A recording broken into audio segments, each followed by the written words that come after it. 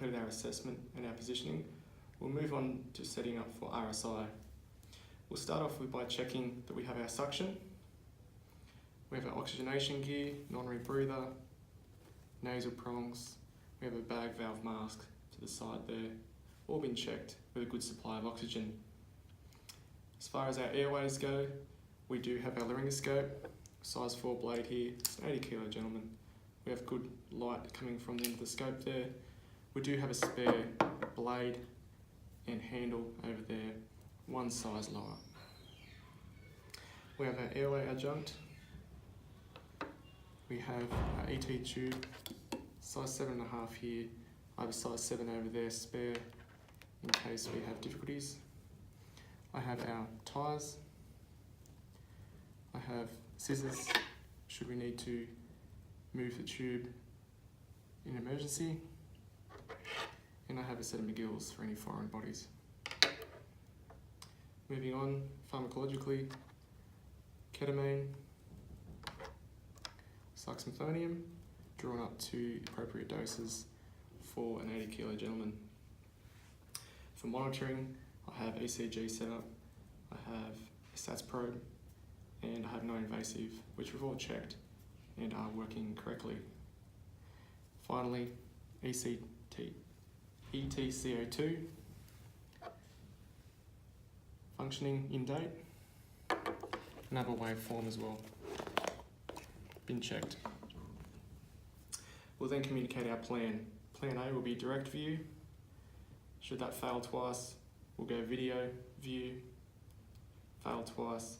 We'll move on to LMA. I have a size 4 LMA over there and a size 3. And should all fail, move on to cricothyrotomy. Surgical kit is available over there. We'll start off with oxygenating our patient. We're going to throw in some nasal prongs, 15 litres, which can supply us with up to 3 of PEEP, and we'll put this on for approximately 3 to 5 minutes. The idea behind this is to wash out as much nitrogen as possible and replace that with O2. That'll give us a few minutes of airway insertion time. So this has been going on for 3 to 5 minutes. SATs are good, 100% there. We're going to move on to our pre-treatments. Is the patient hypotensive? Does the patient need fluids? Does this patient require atropine or lignocaine? We will have that ready to go should any adverse events such as bradycardia occur. So we'll commence with our paralysis and induction, administration of ketamine and succinylcholine by one of my colleagues. I'll give that 60 seconds to 2 minutes to work, as I do not want this patient to be in lucid paralysis. So we'll move on to insertion of the tube.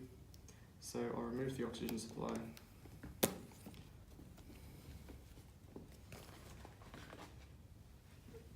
I'm going to grab my laryngoscope, right shoulder, moving from the right side, bring it around, and just there I can see the esophagus, and anterior to that is the larynx. I can see the larynx there in direct view. So I'm going to take the tube in my right hand.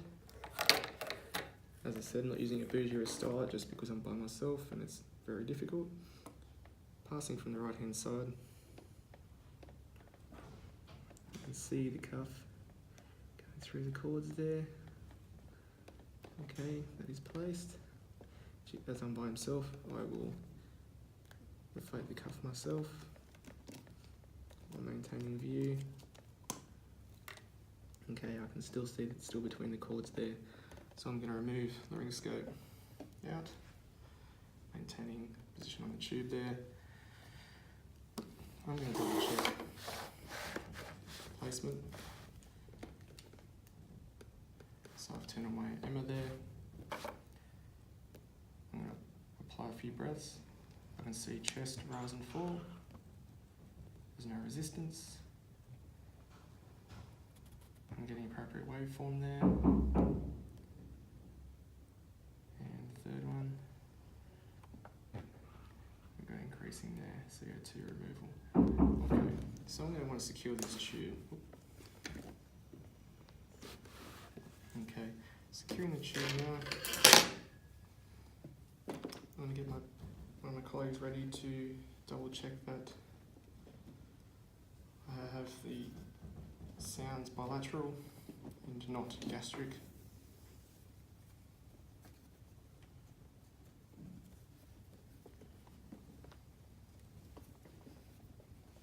Noting the depth of 22 at the teeth.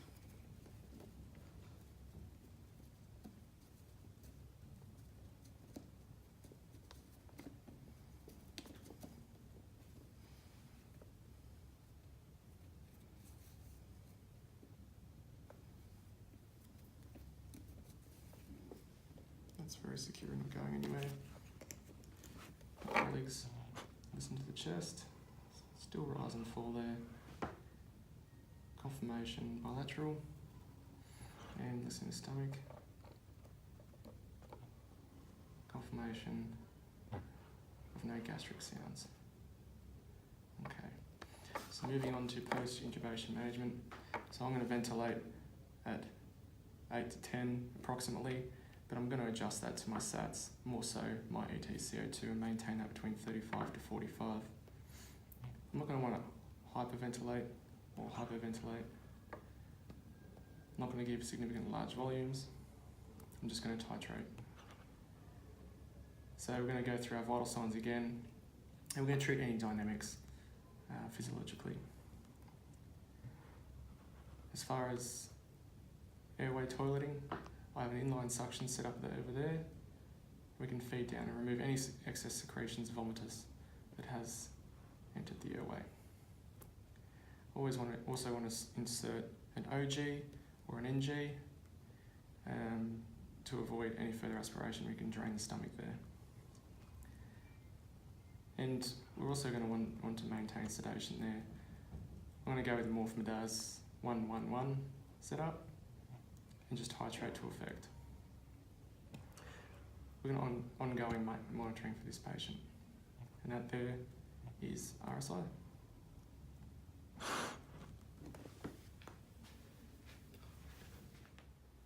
Now that we've completed RSI, I'll now go through capnography.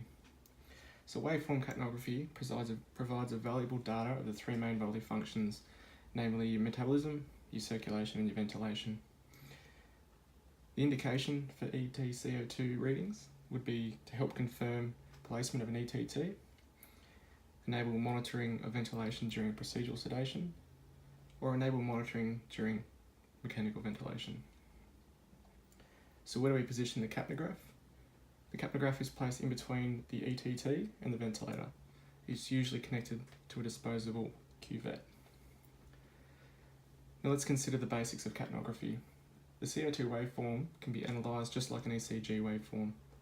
The 5 characteristics of consideration are height, frequency, rhythm, baseline, and the shape. We can use these 5 characteristics to examine the 4 normal phases of EtCO2. Phase 1 reflects the inspiratory phase and is referred to as EtCO2 baseline. This should be measured at 0, as you can see, phase 1 to phase 1.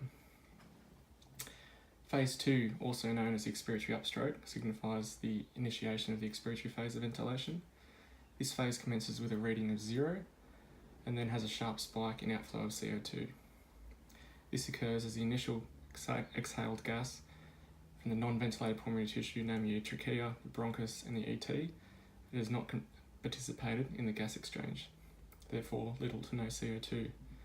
The sharp upstroke commences as the CO2 outflow from the respiratory bronchioles and the alveoli reaches the capnograph, as you can see here, leading up phase 2 to phase 3 at your alpha angle there. Phase 3 is the alveolar plateau. The peak of this phase is known as the EtCO2, which is this point here. This is the reading of the capnograph that gives us our final quantified reading of the alveolar ventilation. Phase 4, as you can see here, where 3 leads to 4, is also known as phase 0, and this is the inspiratory downstroke, the beginning of the next inspiration. So I'll now outline some variations to the normal characteristics of waveform capnography. A flattened ETCO2 trace, like this one here, can indicate ventilator disconnection, a misplaced airway, whether that's in accidental extubation or esophageal intubation. The capnograph is not connected or has become disconnected. The patient could have shifted into the arrest phase, or there's an obstruction of the ETCO2 cuvette itself. Whilst an increased ETCO2 tracing, as seen in this shape here, could indicate fever, use of sodium bicarb, tourniquet release, overfeeding, increased cardiac output, as seen there, hypoventilation, bronchial intubation, partial airway obstruction, or increased CO2 from the ventilator malfunction. A decreased ETCO2 tracing, as seen in this one here and here, could indicate hypothermia, reduced cardiac output or cardiac arrest, hypotension, hypovolemia, pulmonary embolism, hyperventilation, a total airway obstruction. This would be more noticeable when you have it in conjunction with increased peak airway pressures or an actual extubation itself. A sudden drop in ETCO2 to 0, as signified here in the All-No phase, is the kinked ET tube, could be defective ETCO2 equipment, could be a total disconnection, or the ventilators become defective itself, which you'd want to switch over to your BVM and ventilate yourself. A sudden change in baseline but not to 0 could be signified with a calibration error, or it could have water drops in the analyzer and the condensation in the airway. You'd notice phase 0 would shift up from baseline there and probably indicate 5 to 10 millimeters of mercury.